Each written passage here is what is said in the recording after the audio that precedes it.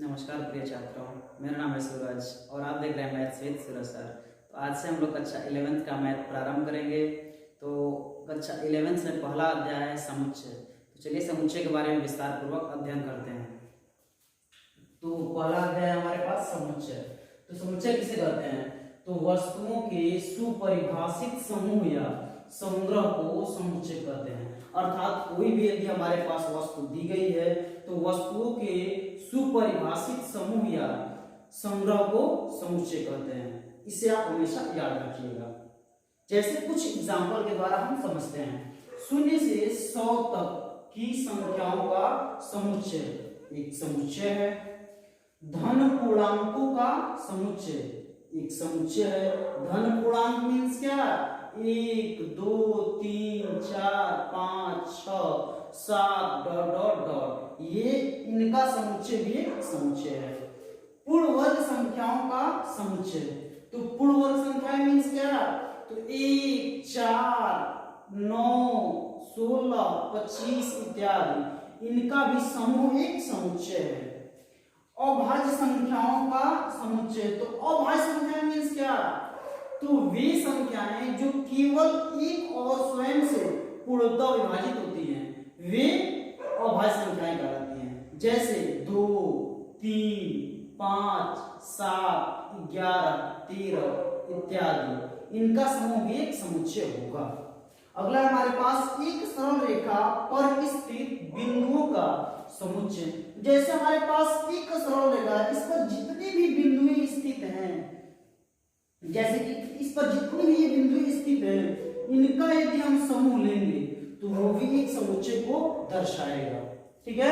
अगला है हमारे पास 10 सबसे अधिक खतरनाक जानवरों का समुच्चय।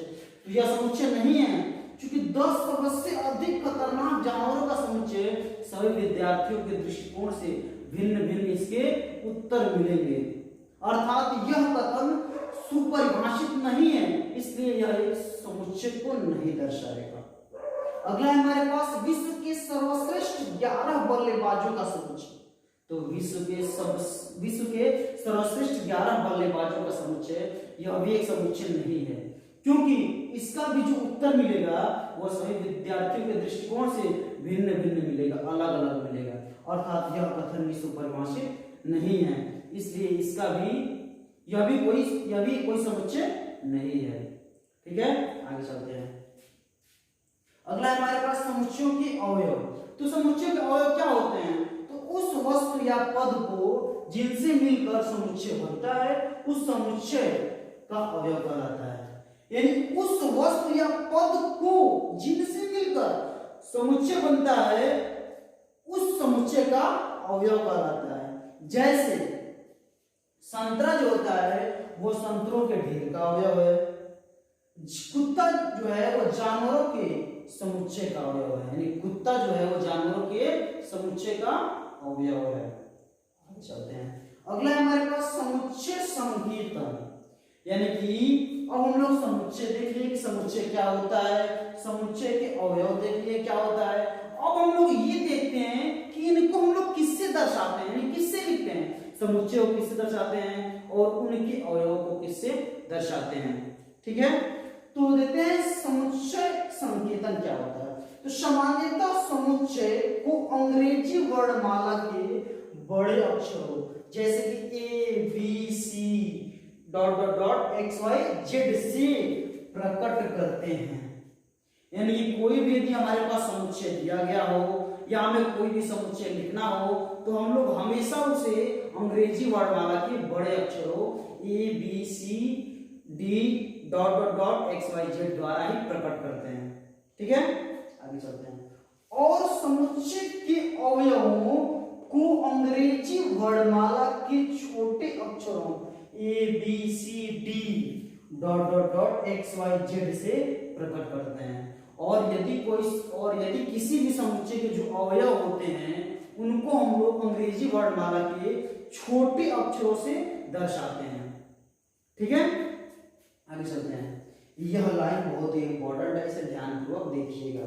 यदि x समुच्चय A का अवयव है, यानी यदि x जो है वो समुच्चय A का अवयव है, x बिलोंग्स टू ए लिखते हैं, या इसको x एलिमेंट ऑफ ए भी पढ़ते हैं। चलिए हम x एलिमेंट ऑफ ए पढ़ते हैं। तो यदि x समुच्चय ए का अवयव है तब इसे x एलिमेंट ऑफ ए लिखते हैं, और यदि x समुच्चय ए का अवयव नहीं है तब इसे x does not element of a लिखते हैं। ठीक है, यदि x ए का अवयव है तब इसे हम x एलिमेंट ऑफ ए लिखते हैं, और यदि x ए का अवयव नहीं है तब इसे हम लिखते हैं x does not element of a. ठीक है, एक उदाहरण के द्वारा इसे हम समझते हैं। जैसे कि हमारे पास एक समुच्चय ए बराबर 1 3 5 7 दिया गया है, तो यहाँ हमारे पास ए जो है वो ए में है, जो एक जो है वो ए में क्या है, लिखते हैं 1 एलिमेंट ऑफ ए। फिर इसमें हमारे पास 3 इसमें है तो लिखते हैं 3 एलिमेंट ऑफ ए। फिर हमारे पास 2 इसमें नहीं है तो करेंगे कैसे, 2 डज नॉट एलिमेंट ऑफ ए। फिर इसमें हमारे पास 4 नहीं है तो करेंगे 4 does not element of a. ठीक है, अब हम लोग देखते हैं समुच्चय का निरूपण कैसे करते हैं। तो समुच्चय का निरूपण करने के लिए मुख्यतः 2 विधियां हैं, यानी कि समुच्चय को दर्शाने के लिए, निरूपित करने के लिए या निरूपण करने के लिए मुख्यतः सिर्फ और सिर्फ 2 विधियां हैं। पहली विधि होती है तालिका या रोस्टर विधि, यानी पहली विधि को हम लोग तालिका या रोस्टर विधि कहते हैं, और दूसरी होती है गुण विधि या समुच्चय निर्माण विधि। ठीक है, तो पहला देखते हैं तालिका या रोस्टर विधि क्या होता है। तो इस विधि में समुच्चय के अवयवों को कामा द्वारा अलग अलग मजले कोष्ठक में लिखा जाता है, यानी कि पहले विधि में यानी कि तालिका या रोस्टर विधि में समुच्चय के अवयवों को मजले कोष्ठक के अंदर अलग अलग कामा लगाकर हम लोग लिखते हैं। ठीक है, जैसे पहला है हमारे पास अंग्रेजी वर्णमाला के स्वरों का समुच्चय। तो अंग्रेजी वर्णमाला के स्वर क्या होते हैं, ए ई आई ओ यू होते हैं, तो इनको हमें मजले कोष्ठक में और कामा लगाकर अलग अलग लिखना है। ठीक है, यानी कि मजले कोष्ठक में ए ई आई ओ यू को कामा लगाकर अलग अलग लिखना है। तो ये हमारा एक समुच्चय हो गया। अगला देखते हैं एन मीन्स प्राकृत संख्याओं का समुच्चय। तो क्या होता है, 1 2 3 4 डॉट डॉट डॉट होता है। तो इसको हम लोग मजले कोष्ठक में कामा लगाकर अलग अलग लिख दिए हैं। ठीक है, आगे चलते हैं। अगला है हमारे पास गुण विधि या समुच्चय निर्माण विधि, यानी कि गुण विधि या समुच्चय निर्माण विधि। तो इसको देखते हैं। तो इस विधि में समुच्चय को ऐसे गुण द्वारा लिखा जाता है जो समुच्चय के प्रत्येक अवयव द्वारा संतुष्ट होता है। यानी कह रहा है इस विधि में समुच्चय को ऐसे गुण द्वारा लिखा जाता है जो समुच्चय के प्रत्येक अवयव द्वारा संतुष्ट होता है। ठीक है, जैसे एक उदाहरण के द्वारा हम लोग समझते हैं। पहला है हमारे पास a = 2 4 6 8 डॉट डॉट डॉट, ये हमारे पास दिया गया एक समुच्चय है। इसको एक ऐसे गुण द्वारा लिखना है कि इस पूरे समुच्चय को संतुष्ट करता हो। तो इसको हमने लिख दिया है कि मजले क्वेश्चन में लिख दिया है x such that means x कैसा है, तो x एक सम संख्या है। तो यह पूरा का पूरा इसको रिप्रेजेंट कर रहा है, यानी दर्शा रहा है। अगला है हमारे पास n मीन्स प्राकृत संख्याओं का समुच्चय। तो n = दिया है 1 2 3 4 डॉट डॉट डॉट दिया है। तो इसको हमें गुण विधि से लिखना है। तो इसको हम लोग ने क्या लिख दिया है कि x such that means x कैसा है, तो x एक प्राकृत संख्या है, यानी x कैसा है तो x एक प्राकृत संख्या है। ठीक है, आगे चलते हैं। अब इस अध्याय में यानी इस प्रश्नावली में 2 बिंदुएं हमें इंपॉर्टेंट लगी हैं, उन्हें आप हमेशा याद रखिएगा। ठीक है, तो नोट में पहला बिंदु है किसी समुच्चय के अवयवों को किसी भी क्रम में लिखा जा सकता है। यानी कोई भी यदि समुच्चय है तो उसके अवयवों को हम किसी भी क्रम में लिख सकते हैं।